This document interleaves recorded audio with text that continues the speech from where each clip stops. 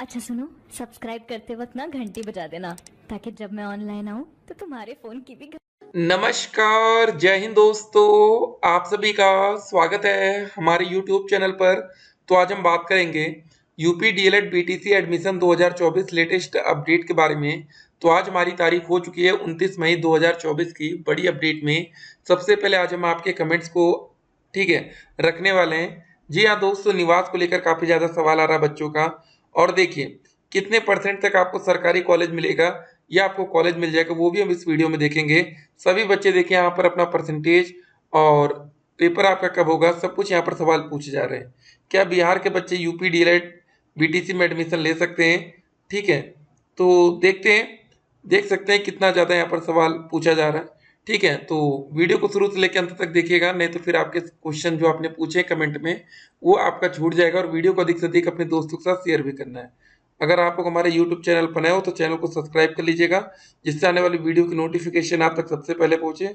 ठीक है ना? तो चलिए आप लोग का एक एक करके सवाल यहाँ पर पिक करेंगे और उसका सीधा आंसर करेंगे। देखिए दोस्तों, पहला सवाल, सर शादी के बाद मायके का निवास प्रमाण पत्र लगा सकते हैं क्या? ठीक है, यहाँ पर ये पहला क्वेश्चन है। चलिए दोस्तों देखिए, क्या आपके विज्ञापन में नोटिफिकेशन में लिखा है निवास को लेकर? अब दोस्तों बहुत से बच्चे दूर दूर रहते हैं, तो वो कहाँ का निवास लगाएंगे?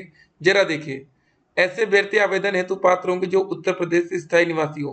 तो पहली बात क्लियर हो गई, जो बच्चे यूपी के बाहर के हैं, जो अदर स्टेट के बच्चे हैं, ठीक है ना, अगर उनका यूपी में निवास नहीं बन सकता तो वो बच्चे यहाँ पर आवेदन के पात्र नहीं है। प्रवेश के समय होने वाले अभिलेखी जांच में अभ्यर्थी को उत्तर प्रदेश में अपने गृह जनपद का सक्षम अधिकारी द्वारा प्रवेश की तिथि तक जारी किया गया निवास प्रमाण पत्र प्रस्तुत करना अनिवार्य होगा। अन्यथा की स्थिति में अभ्यर्थी का आवेदन पत्र निरस्त कर दिया जाएगा। अब देखिए दोस्तों, शादी में कैसे क्या मैटर होता है, देखिए जो आपके कॉलेज वाले लेते हैं, चलिए वही हम आपको डायरेक्ट दिखाते हैं कि कैसा मतलब आपको वहां पर देना पड़ता है। तो दोस्तों देखिए, यहाँ पर जो डॉक्यूमेंट्स की लिस्ट यहाँ पर ली गई है, ये एक डाइट कॉलेज की लिस्ट है। ठीक है, आपके प्राइवेट कॉलेज में भी ऐसा ही डॉक्यूमेंट्स मांगा जाएगा एडमिशन के समय। यहाँ पर देखिए साफ साफ लिखा है निवास प्रमाण पत्र को लेकर, निवास प्रमाण पत्र प्रवेश की तिथि तक निर्गत मान्य रहेगा। ठीक है ना? जाति प्रमाण पत्र में विवाहित महिला की स्थिति में पिता के नाम से निर्गत होना चाहिए। ठीक है, तो कुल मिला के अगर आपके पास देखिए यूपी का निवास प्रमाण पत्र है तो कोई दिक्कत वाली बात नहीं है। ठीक है ना? तो उसकी टेंशन आप लोग मत लीजिएगा। चलिए अगला सवाल देखते हैं। अगला सवाल है, फॉर्म कब आएगा डीएलएड का? मेरे 203% है, 10th 12th ग्रेजुएशन को मिलाकर एसटी कैटेगरी से बिलोंग करता हूँ। देखिए दोस्तों, एक ये कैटेगरी एसटी में है। ठीक है ना? इसमें काफ़ी ज़्यादा चांस होता है कि बच्चों को आसानी से गवर्नमेंट कॉलेज मिल जाए। ठीक है, तो बस ये डिपेंड्स करेगा कि आपके ज़िले की ठीक है कट ऑफ कितनी गई है। नहीं तो एसटी में बहुत ही कम नंबर पर आपको सरकारी कॉलेज मिल सकता है। ठीक है, 203 पर भी एक चांस बन सकता है, लेकिन ये एसटी कैटेगरी में बस। ठीक है, अब देखिए अगला सवाल, सर हाई स्कूल में 87, 12वीं में 83, ग्रेजुएशन 5th सेमेस्टर तक का नंबर ये है सीजीपीए में। ठीक है, बाकी 6 सेम का रिजल्ट नहीं आया, आजमगढ़ यूनिवर्सिटी है। जो भी है दोस्तों, देखिए सबसे पहले आपको बता दें, सीजीपीए को आप लोग परसेंटेज में कैलकुलेट कर लेंगे। जिन भी बच्चों का मतलब ग्रेजुएशन का रिजल्ट या हाई स्कूल इंटर का रिजल्ट आया है, ठीक है ना, तो बहुत से ऐसे बच्चे होते हैं। ठीक है, आप उसको कैलकुलेट कर लीजिएगा और उसके बाद आप लोग अपना परसेंटेज में नंबर निकाल कर जोड़ लेंगे। क्योंकि जब आप लोग फॉर्म भरेंगे ना, तो वहाँ पर आपको सीजीपीए नहीं डालना पड़ता है, वहाँ पर आपको परसेंटेज में डालना पड़ेगा। इसीलिए अगर आपको निकालना नहीं आता तो आप अपने कॉलेज के माध्यम से पता कर लीजिएगा सर या मैम से, जिससे आपको आसानी हो फॉर्म भरने में। सर प्रत्यावेदन वालों के कब होंगे? ये दोस्तों देखिए, कुछ ऐसे बच्चे होते हैं जैसे आप लोग अभी डीएलएड करेंगे। ठीक है, तो पहले अभी आपके मन में एक सवाल होगा कि हम फर्स्ट सेमेस्टर में कौन कौन से सब्जेक्ट पढ़ेंगे। ठीक है, ये आपके मन में एक सवाल होगा ना, वो भी चलिए सब्जेक्ट की लिस्ट दिखा देते हैं। चलिए देख ही लीजिए पहले, क्योंकि अभी आप लोग का एडमिशन होने वाला है। ठीक है, जो इस वीडियो को देख रहा है, ये हम मान के चले वो बच्चे आज नहीं तो कल एडमिशन लेंगे। देखिए आपको प्रथम सेमेस्टर में, ठीक है, फर्स्ट सेमेस्टर में टोटल 8 सब्जेक्ट पढ़ना पड़ेगा, 8 विषय। 8 विषय को पढ़ने के लिए 6 महीने का समय मिलेगा। पहला विषय बाल विकास होगा, शिक्षण अधिगम के सिद्धांत, विज्ञान, गणित, सामाजिक अध्ययन, हिंदी, संस्कृत या उर्दू और कंप्यूटर। ये 2 विषय आपको नए लग रहे होंगे, पहले 2, और बाकी 2 से सारे सब्जेक्ट आपने पहले से पढ़ रखा है। ठीक है ना? 1 to 8 मैक्सिमम सिलेबस आप यही मान के चलिएगा, उससे ऊपर नहीं आता है। ठीक है, बहुत कठिन क्वेश्चन नहीं आएगा पेपर में। और ठीक है, तो ये सब चीज़ें अब ये समझ लीजिए, जैसे यहाँ पर गणित का है।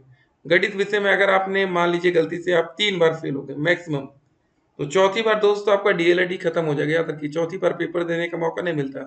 तो एक और छूट मिलती है प्रत्यावेदन करके, जो देखिए दिक्कत आ रही है, वही बात बच्चे पूछ रहे हैं कि क्या एक मौका मिलेगा 3 बार फेल होने के बाद।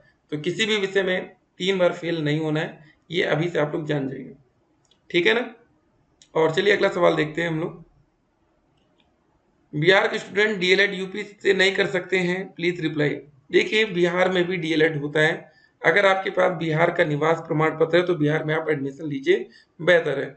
अगर आप लोग यूपी डीएलएड में आएंगे, उसके बाद बिहार में वैकेंसी आएगी, तब आप वहां पर बिहार के छात्र नहीं माने जाएंगे, आप यूपी के माने जाएंगे, क्योंकि आपने यूपी डीएलएड कर लिया है। ठीक है, बहुत से बच्चे फेक ऐसे बनवा लेते हैं निवास करके, फिर बाद में परेशान होते हैं, ध्यान रखिएगा। अगला सवाल, सर मेरा हाई स्कूल में 65, 12वीं में 55 है, ग्रेजुएशन में 50% है, तो क्या मुझे गवर्नमेंट कॉलेज मिल जाएगा? देखिए इतने नंबर में गवर्नमेंट कॉलेज बहुत ही मुश्किल है, आपको प्राइवेट कॉलेज मिलेगा। सर आप बीटी रजिस्ट्रेशन के बाद जुलाई में कौन से एग्जाम के लिए बोल रहे हो?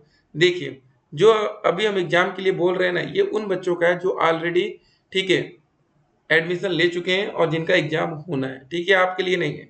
जो बच्चे डीएलएड 2023 बैच के, आप लोग अभी जो एडमिशन लेंगे वो 2024 बैच होगा। एक बात और समझिए, इंटरेस्टिंग आपको एक बात बताने जा रहे हैं, जो बच्चे पिछले साल 2023 बैच में एडमिशन लिए, अभी तक उनका एक भी पेपर नहीं हुआ, और उनका पहला पेपर ये जुलाई महीने से शुरू हो सकता है, ठीक है ना।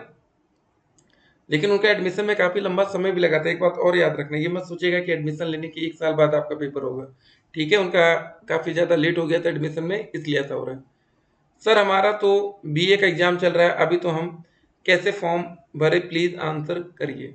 देखिए जब तक आपका बीए का फाइनल रिजल्ट नहीं आ जाता, तब तक आप फॉर्म भरने के पात्र नहीं होंगे। तो आपको वेट करना पड़ेगा कि बीए का रिजल्ट आए, उसके बाद ही आगे का प्रोसेस होगा, ठीक है। अपेयरिंग छात्र आवेदन यहाँ नहीं कर पाते।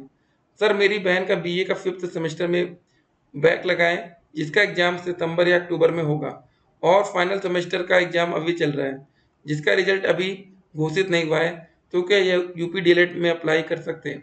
देखिए सिंपल सी बात है, जब आप लोग डीएलएड करने आते हैं, याद रखिएगा, अगर आप लोग डीएलएड में एडमिशन लेने आ रहे हैं, तो उस समय तक आपका ग्रेजुएशन कंप्लीट हो जाना चाहिए, ठीक है ना। तो एक बार अगर आपको ज़्यादा डाउट हो तो आप किसी प्राइवेट कॉलेज से संपर्क कर लीजिएगा, क्योंकि होगा क्या ना, आपका रिजल्ट फिर बाद में आएगा, ठीक है ना, बैक पेपर वाला, तो बाद में आप दिक्कत में आ सकते हैं।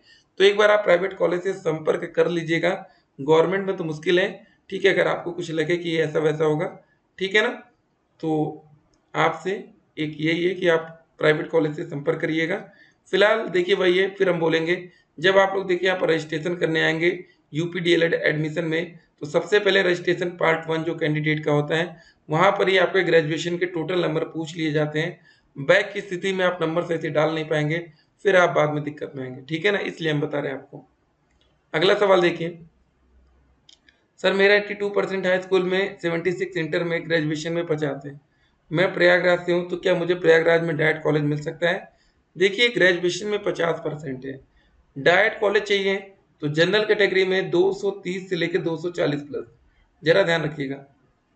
ईडब्ल्यूएस कैटेगरी में 225 से लेकर 235 प्लस, ओबीसी कैटेगरी में 225 से लेके 235 प्लस, एससी कैटेगरी में 220 से लेके 230 प्लस, एसटी कैटेगरी में यही है सेम, 200 से मान लीजिए यहाँ 210 या 200 से लेके 210 प्लस, ठीक है ना। बाकी physical handicap, ex serviceman, free time fighter, ये दोस्तों इनकी कट ऑफ अलग अलग जाती है, कुछ कहा नहीं जा सकता, कहीं पर सीटें खाली जाती हैं, ठीक है ना। तो मतलब कितना भी नंबर हो आपको एडमिशन हो जाएगा। गवर्नमेंट कॉलेज यूपी में, सर देखिए मेरा हाई स्कूल में 81%, 12वीं में 70 है, बीएससी में 75% है, ठीक है। नहीं आएगा सर प्लीज़ बताइए गवर्नमेंट कॉलेज। चलिए नंबर जोड़ लेते हैं, 81, 70, 75, ठीक है, ये 6 हो गया, 8 7 15 7 22, 226 नंबर। देखिए 226 नंबर एक ऐसा नंबर है जहां पर आपका चांस बन सकता है, लेकिन चांस कम रहने वाला है, ठीक है ना। इनमें से जो भी नंबर दोस्तों हम आपको बताते कट ऑफ की लिस्ट की, ये जो मैक्सिमम बताते हैं, इसके ऊपर जो भी बच्चे हैं वो अपने आप को सुरक्षित महसूस कर सकते हैं। सर कितनी डेट तक फॉर्म फिल होंगे? देखिए हमारा फॉर्म का जो प्रोसेस शुरू होगा वो जून में शुरू होगा, ठीक है, अभी आपको परेशान नहीं होना है। सर मेरा बीएससी अभी अपेयरिंग में है, अभी जून या जुलाई में पेपर लास्ट ईयर का होगा, तो देखिए इस बार देखिए फॉर्म थोड़ा लेट से भी आ रहा है। आपको बता दें पिछले साल 2 जून से ऑनलाइन आवेदन शुरू हो गया था। बीएड में ऑनलाइन आवेदन हो चुका है और एंट्रेंस एग्जाम होना है, ये आप लोग जान रहे हैं। बीटीसी में सरकारी कॉलेज के लिए कितना नंबर चाहिए? देखिए सरकारी कॉलेज के लिए अगर आप जनरल से हैं तो 240 प्लस सेफ है, आरक्षित वर्ग में 235 प्लस और एससी कैटेगरी में 230 प्लस, बाकी में अलग अलग रहेगा। सर जिसका रैंक 2 लाख से ज़्यादा होगा उनका एडमिशन प्रोसेस क्या होगा? देखिए रैंक से कोई दिक्कत नहीं, रैंक आपका 2.5 लाख भी आ जाए कोई दिक्कत नहीं, अगर प्राइवेट कॉलेज में सीट खाली है तो आपका एडमिशन हो सकता है। हेलो सर, मेरा हाई स्कूल में 78, 12वीं में 66, ग्रेजुएशन में 65 है, तो डायट कॉलेज आपके लिए भी देखिए मुश्किल है। सर आपने बताया नहीं मुझे डायट कॉलेज मिल जाएगा कि नहीं, 240 नंबर बन रहा है। देखिए 240 में भैया बहुत ही आराम से आप लोग को डायट कॉलेज मिलेगा, आपके लिए कोई दिक्कत नहीं। सर ओबीसी है, अगर 48% है तो क्या एडमिशन हो जाएगा? जी हाँ, ग्रेजुएशन में देखिए 50% जनरल कैटेगरी में चाहिए, बाकी आरक्षित वर्ग में 45% तक आपका एडमिशन होगा। अगर सरकारी कॉलेज नहीं मिलता है तो फॉर्म भरते समय प्राइवेट कॉलेज का नाम डाला जाता है। सर बताइए। बिल्कुल, जी हाँ, जब आप लोग ऑनलाइन काउंसलिंग करेंगे तो आप अनलिमिटेड कॉलेज का विकल्प दे सकते हैं, चाहे जितने कॉलेज का मन करे नाम दीजिए। सर ग्रेजुएशन सब्जेक्ट से किया है, डीएलएड वही सब्जेक्ट से होता है? ऐसा नहीं होता, ये सब बीएड में देखा जाता है कि सब्जेक्ट कॉम्बिनेशन बनता है, डीएलएड में ऐसा कुछ नहीं है।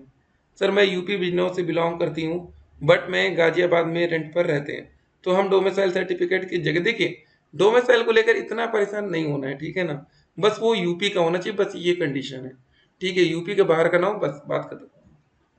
थैंक्स सर, चलिए आपका वेलकम है। सर मेरा नंबर हाई स्कूल में 61 है, इंटर में 49 और ग्रेजुएशन में 53।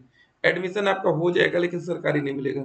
सर ऑनलाइन फॉर्म कब से होंगे? गवर्नमेंट कॉलेज में एडमिशन लेने के लिए क्या क्या क्या कोई पेपर देना पड़ता है? देखिए डीएलएड में अभी एंट्रेंस एग्जाम नहीं होता है, आपके मेरिट के आधार पर ही एडमिशन होता है, ठीक है। आपको प्राइवेट कॉलेज या सरकारी कॉलेज के लिए आपका हाई स्कूल का परसेंटेज, 12वीं का परसेंटेज, ठीक है, ग्रेजुएशन का परसेंटेज जोड़ा जाता है, ठीक है, इसी के आधार पर आपको सरकारी या प्राइवेट कॉलेज मिलेगा। सर अभी हम लोगों का रिजल्ट नहीं आया है 6th सेमेस्टर का, तो हम लोग कैसे भरे फॉर्म, कब तक भर सकते हैं? Please reply. देखिए रिजल्ट आ जाए तो बेहतर होगा, रिजल्ट नहीं आएगा तो आप लोग फॉर्म नहीं भर पाएंगे, ठीक है ना। तो सिंपल सी बात याद रखिए, शैक्षिक अर्हता क्या है इसके लिए? मिनिमम क्वालिफिकेशन आपका ग्रेजुएशन में 50% अंक हो और आरक्षित वर्ग में 45, और रिजल्ट आपका आ चुका हो ऑनलाइन वाला कम से कम। एज मिनिमम 18 साल, मैक्सिमम 35 या 40 साल, ठीक है, आरक्षित वर्ग में। और दिव्यांग या विकलांग कैटेगरी में दोस्तों 15 वर्ष की छूट आपको मिल जाएगी। निवास आपका यूपी का होना चाहिए, बात खत्म, ठीक है ना। सबसे पहले दोस्तों आप लोग रजिस्ट्रेशन पार्ट 1 करेंगे, जहाँ पर आपका ग्रेजुएशन का नंबर लगेगा। उसके बाद आपकी फीस 700 रुपये हो सकती है, 500 हो सकती है, ये देना। देखिए start date for online candidate registration 2 June 2023, पिछले साल। जब आप लोग फॉर्म भर लेंगे तो आपकी सबसे पहले state rank as a result ये देख सकते हैं। फिर उसके बाद ओटीपी जनरेट करेंगे, जहाँ पर आपको 5,000 रुपये देना पड़ेगा। उसके बाद कॉलेज फिल करेंगे, आपके मन का मिला या गलती से कोई और कॉलेज मिल गया तो उसको 5,000 रुपये दे के लॉक करते हैं, या जो भी करते हैं, या इन केस आप एडमिशन नहीं लेंगे तो 10,000 आपका डूब सकता है। इन सब बातों को ध्यान रखना। उसके बाद जैसे आपकी काउंसलिंग होगी सब कुछ हम आपको बताएंगे यूट्यूब चैनल पे, आप लोग जुड़े रहिएगा। ये सारे सब्जेक्ट जो आप देख रहे हैं, पहले दिन एक दिन में 2 पेपर होगा, दूसरे दिन 3 पेपर होगा, तीसरे दिन 3 पेपर, मतलब 3 दिन में आप लोग का पेपर भी समाप्त हो जाता है। व्हाट्सएप पर कनेक्ट होना तो व्हाट्सएप नंबर लिख लीजिए 8738079216, 8738079216। फिर मिलेंगे एक और वीडियो में, तब तक के लिए स्टे कनेक्टेड, आपका दिन शुभ हो।